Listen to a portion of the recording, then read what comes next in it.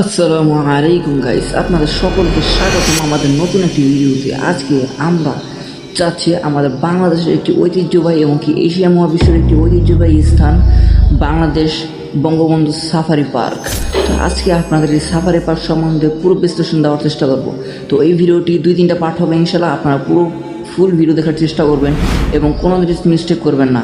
তো দেখতেই থাকুন এবং অনুভূতি করতে থাকুন। দেখতে দেখতে আমরা চলে আসলাম বঙ্গবন্ধু সাফারি পার্কে।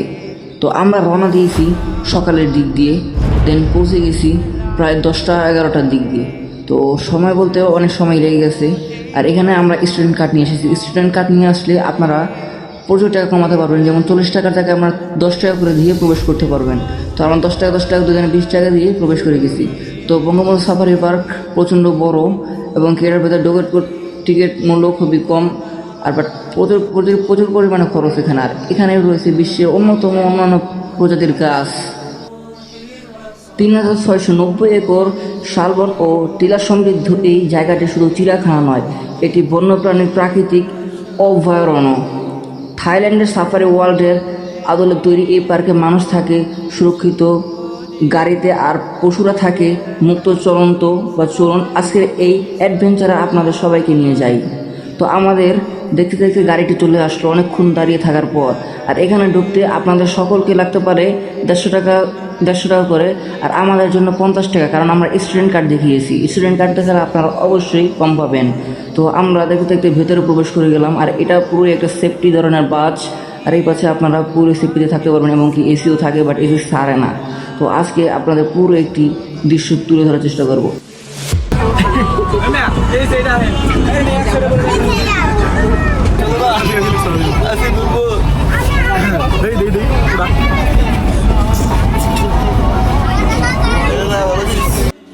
কোর সাফারি পার্ক বিশেষ জিপ বা বাসের দার্শনিকতে উঠেছে। বাসের জানালায় শক্ত নেট বা গ্রিল। এবার আমরা প্রবেশ করেছি কোর সাফারি অংশে। এটি পার্কের সবচেয়ে রোমাঞ্চকর অংশ। এখানে বাঘ, সিংহ, ভাল্লুক, জিরাফ, জেব্রা সবই বড় বড় মুক্তভাবে চড়ে বেড়ায়। এটি আফ্রিকার সাফারি এলাকা। এখানে আপনারা জেব্রা, জিরাফ এবং বিভিন্ন প্রজাতির হরিণ দেখতে পাবেন। ছোট বাচ্চা থেকে শুরু করে বড়রা এই অ্যাডভেঞ্চার উপভোগ করার জন্য মুখিয়ে থাকে। এখানে আরও রয়েছে বিভিন্ন ধরনের ভয়ানক পশু। তো আজকে এই প্রথম পার্টে অত কিছু দেখাবো না আপনাদের। তো এখানে আপনারা দেখতে পাচ্ছেন বর্তমানে হরিণ এবং বিভিন্ন ধরনের ষাঁড় বা মহিষ। এগুলো বাঙালি দেশের না, অন্যান্য দেশের।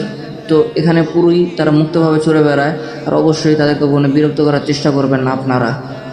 আপনাদের একটি গাড়িতে করে প্রায় 10 থেকে 15 মিনিট বা সর্বোচ্চ 20 মিনিট টাইম দিয়ে ঘোরানো হবে। এর ভেতরে আপনাদের পুরো সকল কিছু দেখিয়ে দেওয়া হবে এবং আপনারা সকল কিছু অনুভূতি করতে পারবেন। তো এখন চলে যাচ্ছি আমরা আমাদের গন্তব্যের সামনের দিকে। তো এদিকে যাওয়ার সময় দেখতে পাচ্ছিলাম বানর। এখন সামনের দিকে শুধু বানরই দেখতে পাবেন আপনারা অনেকখানি। এখানে আরও বিভিন্ন ধরনের হরিণ রয়েছে।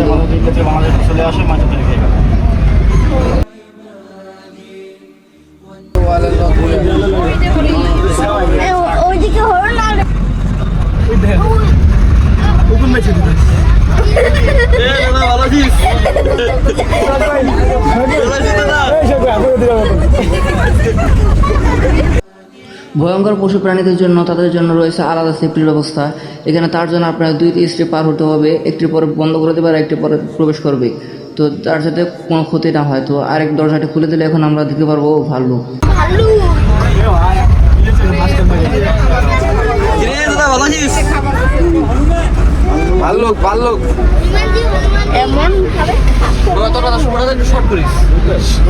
ভাল্লুকের রাজত্ব দেখে এখন আমরা সামনের দিকে এগিয়ে যাব। আর কার কার রাজত্ব আছে। তো ভাল্লুকের জন্য অনেক বড় একটি জায়গার ব্যবস্থা করা হয়েছে যাতে তারা শান্তিভাবে ঘুরতে পারে। তো এখানে আসার পর এখানে রয়েছে চিতাবাঘ বা এরকম ধরনের কিছু বাঘ। তো সেটি এখন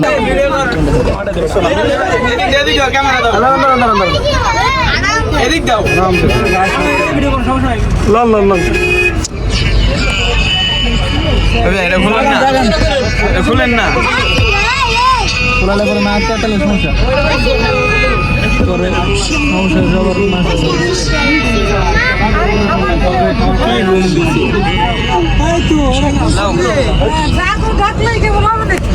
দেখার পর এখন আমরা চলে যাব রয়্যাল বেঙ্গল টাইগার দেখতে। আর প্রত্যেকটি জায়গায় সাদে একটি মানুষ বসে থাকে সেফটি বা পাহারা দেওয়ার জন্য। তো রয়্যাল বেঙ্গল টাইগারের এলাকায় আমরা প্রবেশ করে গেছি। এখন দেখবো রয়্যাল বেঙ্গল টাইগার কোন এলাকায় কোন জায়গায় বসে আছে। তো আপনারা পুরোপুরি দেখুন এবং অনুভূতি নিয়ে থাকুন এবং দেখে থাকুন প্রাকৃতিক সৌন্দর্য।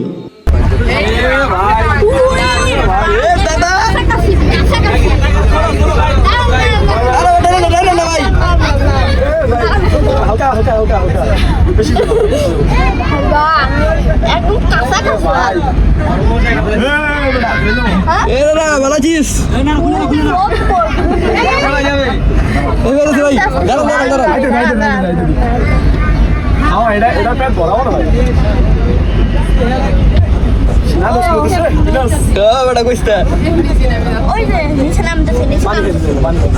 পানি খাবো কি বলে ডুব মারবো শর্ট করিস, দূরে বেটা শর্ট কর। পানি খাইবো পানি খাইবো পানি খাইবো। বাম পাশে যারা দাঁড়ায় না, বাম পাশে বসে দেখে, হ্যাঁ বলছি ডান পাশে যারা দেখতে ঘাস খায় না কিতে পারে। এ লাইভের মাস্টার ঘাস খেতে হতো না, খাবার দেওয়া হয় না ওরকম। ঘাস খাবো না।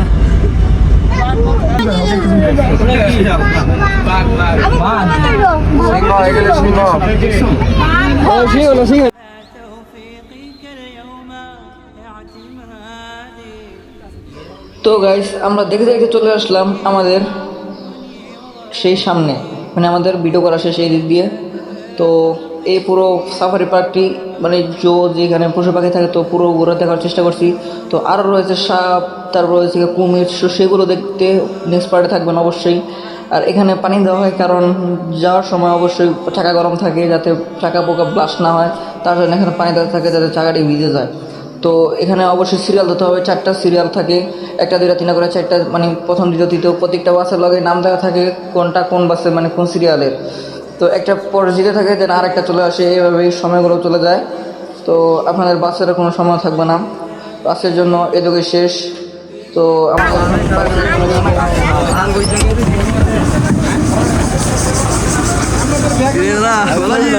কেমন অনুভূতি হলো?